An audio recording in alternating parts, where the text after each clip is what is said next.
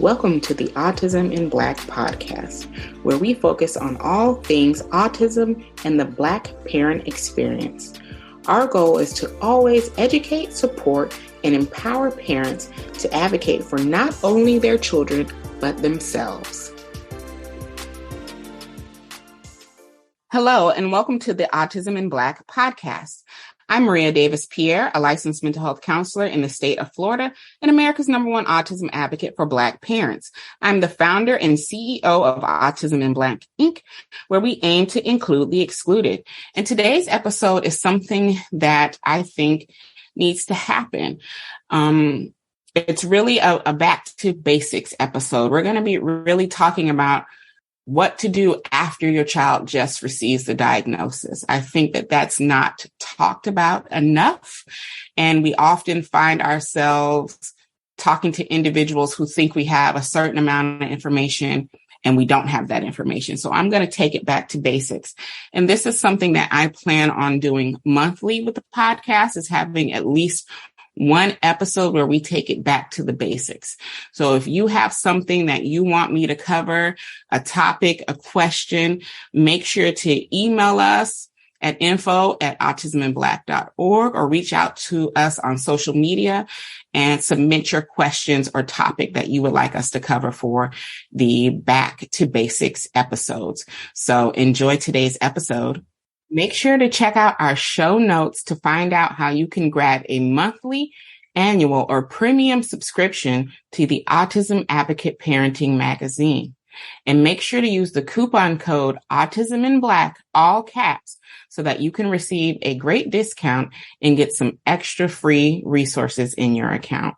The link for that is in the show notes, or you can go directly to autismadvocateparentingmagazine.com/autism in black and make sure to use the code autism in black, all caps.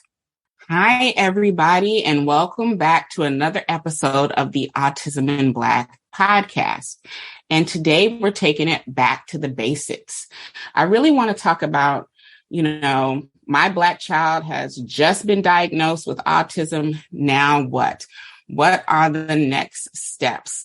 Sometimes I feel that when you're looking into organizations or resources and things of that nature, sometimes they skip a few components of what happens right after your child gets the diagnosis, or you may get the diagnosis, right? As an adult. And even I have skipped over this. So I want to take it back to the basics, and let's really talk about that. So your child has just gotten a diagnosis, whether it be the medical diagnosis by a healthcare professional or school categorization by the school psychologist, right? So what next? What happens next? As a parent, the first thing you need to do is really acknowledge your feelings. I think this is something that is skipped over a lot. We do not support parents, especially Black parents, in acknowledging their feelings and supporting them through whatever those feelings may be. Some people may be scared, terrified of what does this diagnosis mean, right? Some may be sad because of the expectations that you had in your mind for your child, and you may be thinking that those might not happen anymore, right? There may be some grief there, maybe mad, who knows, overwhelmed, frustrated, so many feelings that may be going on. And whatever those feelings are, acknowledge them. Because if you're not acknowledging them, then how are you going to process through whatever that feeling is? So acknowledge it. Don't feel ashamed in whatever that feeling is. Oftentimes we shame ourselves, or other people shame us for feelings that we may have. And I really want to tell you that does no good for us, no good for our child or children as well. So acknowledge your feelings, take that shame away from whatever you're feeling and process through it. I highly recommend going back to one of the episodes where we had Mercedes Samudio and we talked about shame proofing our parenting, and check out her book as well, which is also titled Shame Proof Parenting. But you can go back to that episode and really get some more in-depth tips on how to really process through those feelings of shame, guilt, frustration, whatever they may be, and, acknowledging them, right? So check that episode out. Because it's hard, right? It's hard parenting our children anyway. It's hard being in the role of the parent, being responsible for a little human being, right? You don't want to mess it up. You don't want to make decisions, based out of fear or protection, and later down the line realize that it wasn't the right decision. And it happens to all of us, right? So I'm not here to say that there's perfect parenting, because there is no such thing. But I am saying that the more you acknowledge those feelings, are aware of those feelings, processing through those feelings, because it is an ongoing process, because at every different milestone, you may feel something else, and that's okay. Process through them so that you can be better for yourself, which in turn makes you better for your child. So acknowledge those feelings. Another thing that you want to do is find out more about autism, right? Find out the characteristics of autism, what it means to be autistic, and things of that nature. And I will actually have a podcast that specifically just talks about that topic. But do that. Research some of the organizations. You're here listening to the podcast, so tap into our resources. There's many other organizations out there. There's many people who are adults who are autistic, Black autistic adults that are on social media. Follow them and see what they're talking about. And, listen to the voices of autistic people, because the experience, especially if you are a parent who is not autistic, listen to what's out there, because it can be helpful, providing information that you, and even sometimes, even if you're autistic, because everybody's experiences are different, and how you may navigate society may be completely different from your child. So just getting the other perspectives out there, and tips and tools and advice, and seeing what fits in your household, right? Which leads me to tip number 3, which is setting boundaries within that information that you're processing, because there are so many opinions out there. There's going to be opinions on the type of services that you may put your child in. There's going to be opinions on, how you choose to let your child navigate society, or things of that nature. Whatever it is, there's always going to be someone who disagrees with your stance. And that's just the way it is, right? But what I'm here to tell you is, again, you know what's going on in your household. People can only give the perspective from an outsider. They're not there in your home, living day to day with your child. So it's different. You have to make decisions based on what's best for your household and what you know to be best for your child. So do that. Everybody's not going to understand it nor respect it. But what I'm here to tell you is you have to get to a point where you can shut out the noise, because people will place their own unresolved trauma onto you. There are a lot of people out there who have unresolved trauma with their own parents, and it is a trigger for them. And when they are interacting with other parents and giving advice or coaching and doing those things of that nature, if they haven't checked that trauma, then it will come into their work and it can impact you. positively or negatively. So be aware of those things, and know that you are the captain of the ship, as I like to say, as the parent, right?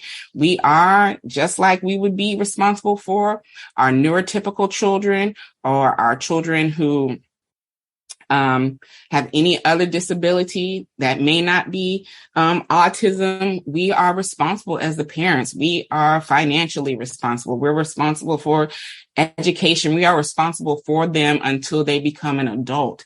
So we have to make the decisions that best fit our household, and do not let anybody make you feel ashamed of that. There are so many people who also will come at you in a way that makes you feel small. Some people do not understand that the information does not get to our communities at the rate it does everybody else, and that access to information is a privilege. I say this all the time. If you have never been in the situation of being around anybody who's autistic, don't know information about autism and things of that nature, you're not going to know, right?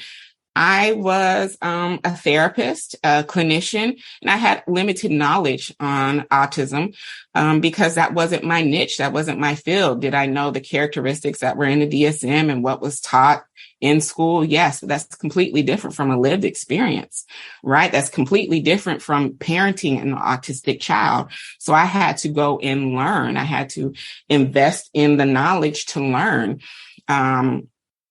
And if it wasn't for having a autistic child, would I have immersed myself so deeply into it? No, right? So we have to understand that when your child is just getting the diagnosis and you're not sure what to do next, and you're not sure about any of the information out there, we have to take a step back and understand that you're coming into it as what people would call a newbie, right?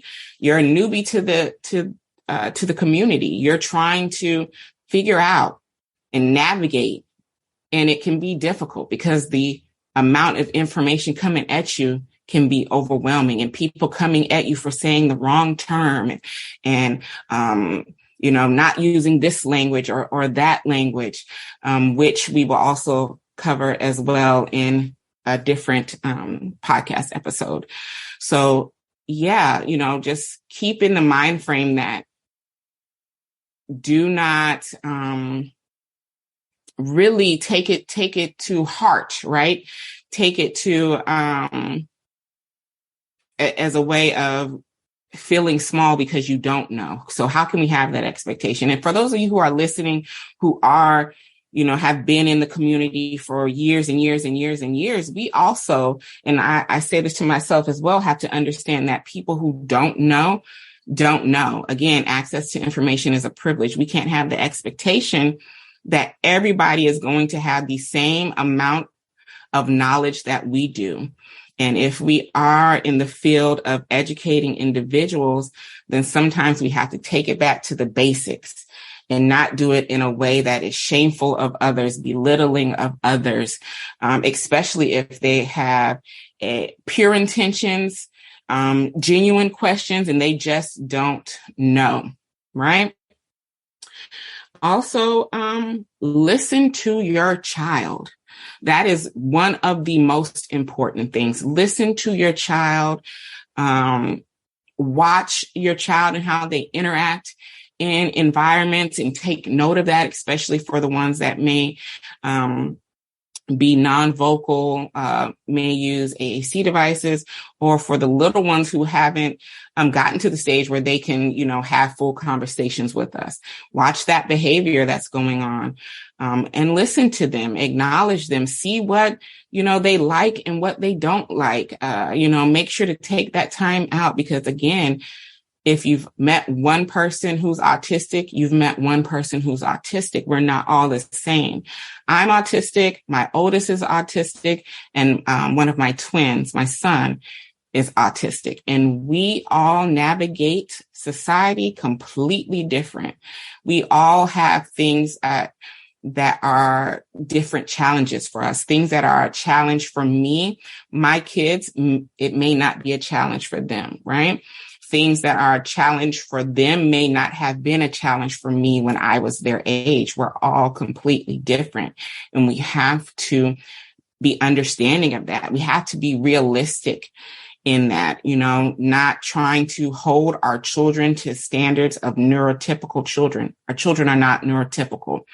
And that is something that is a pet peeve of mine, is when we're working in advocating for our children in environments that the standards is neurotypical children. My child is not going to meet that standard because they will never be neurotypical. So why is that a standard for them? The standard for them should be based on them individually. And that's what I want to tell you as a parent. Base it on your child as an individual.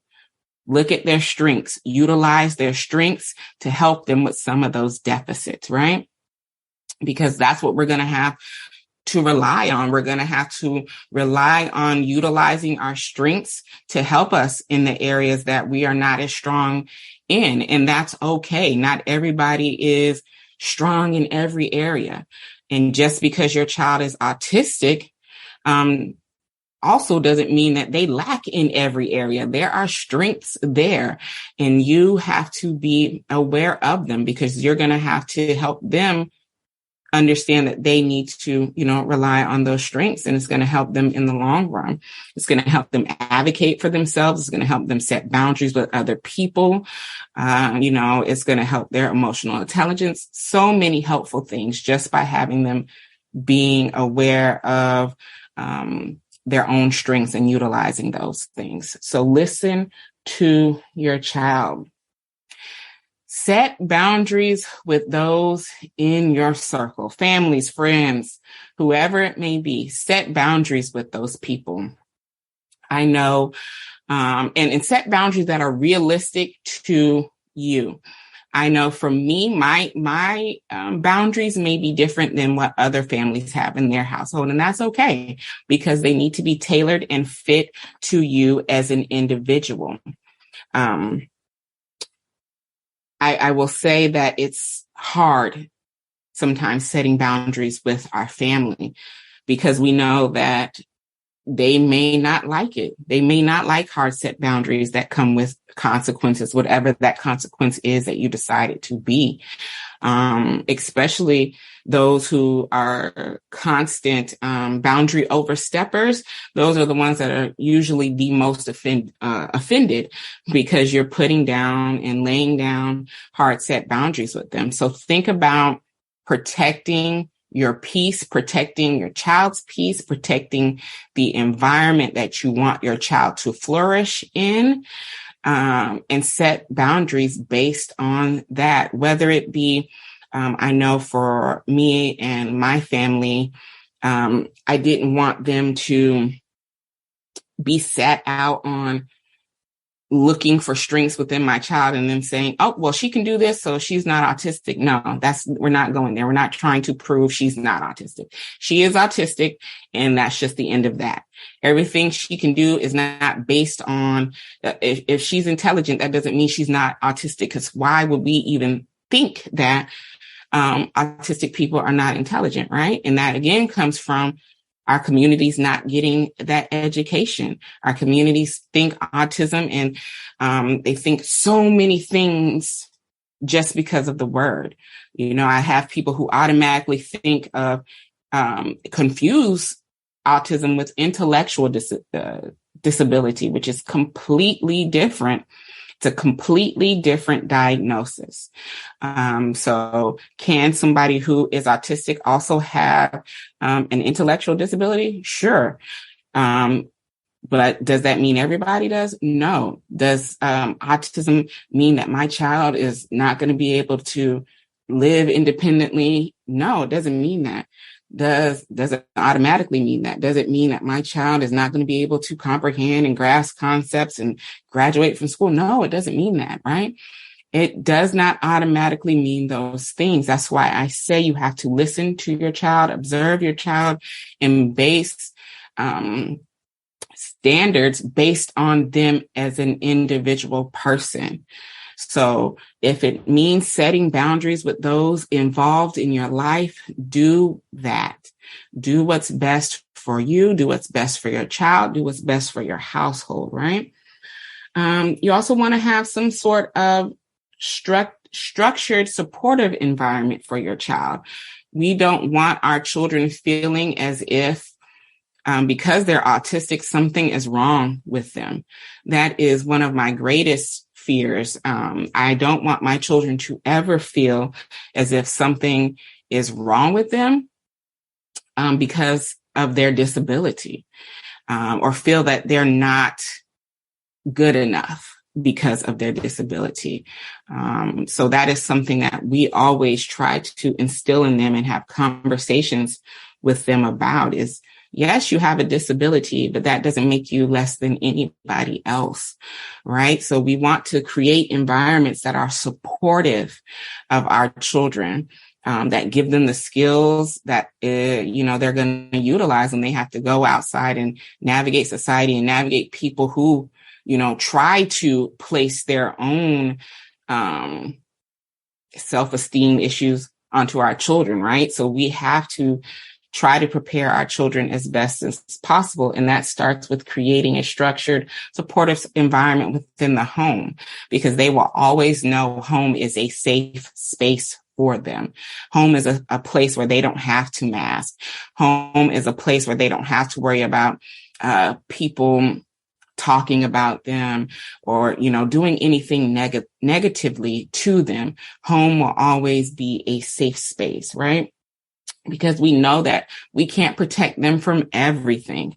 And that is something as a parent that, hurts me, keeps me up at night, that, that I won't be able to protect them from everything, especially knowing that they are Black children navigating society. We're not going to be able to protect them from, somebody who may say something racist to them, who may say something about their skin tone. But what I can do is provide them love and support and let them know that that person is the issue and not them. So do that. Also look into services and support and decide if that is something that is needed within your home. Your child may have a IEP, which we have talked about in many of our previous episodes, which you can go to, or a 504 plan or something of that nature where they're receiving supports in school that they may need, but decide if they need them outside of school as well. Look into services that are out there. Talk to your healthcare professionals and decide if that's a good fit for your home and it's something that you want to do. As Black parents, we have to make a lot of decisions just because our children are Black. We have to, it's harder for us, right? I have to take a pause on that because there's so many things that we have to think about just based on race before anything. And that's why I tell people all the time, you have to understand the intersection of race and disability. You have to understand intersections, period, because there's so many that can be, placed upon one person. I have the intersection of being Black, someone who has a disability, a woman, right? These are intersections, and these are things that society, just because of who I am, society makes it difficult for me. So, you have to do what's best for your kid. I cannot say that enough. You have to do what's best for your kid. You have to do what's best for your household. You have to do what's best for you. I think that in taking it back to the basics in this episode, the most important thing from this one is that people have to take the shame away that they put in the pressures that they put upon parents, Black parents especially, because we're trying to figure this thing out as well. You already don't get a manual, right? When you're just a parent that's raising a child who has no disabilities. And there surely is not a manual for when we start adding in other factors, raising a Black child with a disability, right? There's no manuals for those things.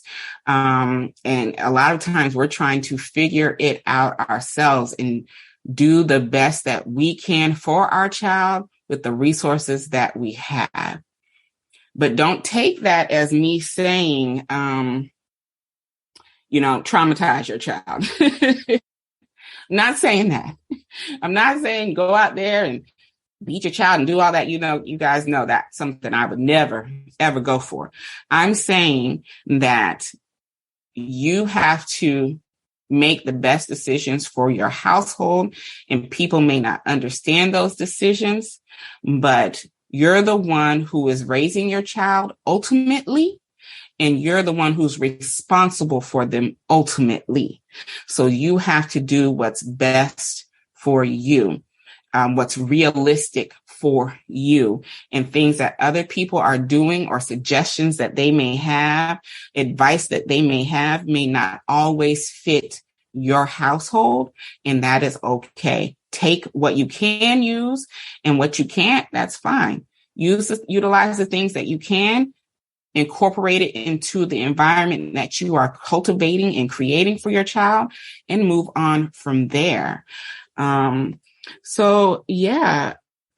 That's where I want to start with our Back to Basics episode, is really, as a parent, supporting ourselves so that we can best support our children, acknowledging our feelings, finding out more about what autism is, following autistic individuals, especially Black autistic individuals, listening to their experiences, and utilizing some advice and tips and incorporating it into your household based on what you can. Listening to your child is so important. Observing your child and creating a structured, supportive environment for them, setting boundaries with everybody in your life so that, you can continue to provide the structured, supportive environment so your child can flourish. So I hope you enjoyed today's episode. Thank you for listening, and we'll catch you at the next episode. If you haven't done so, make sure to subscribe to our podcast so you can always be notified when a new episode drops. To get the resources shared on today's podcast and the show notes, make sure to go to autisminblack.org/podcast. And be sure to share your takeaways from the show on IG Stories and Twitter using our official hashtag AIBPod so that we can find them and share them.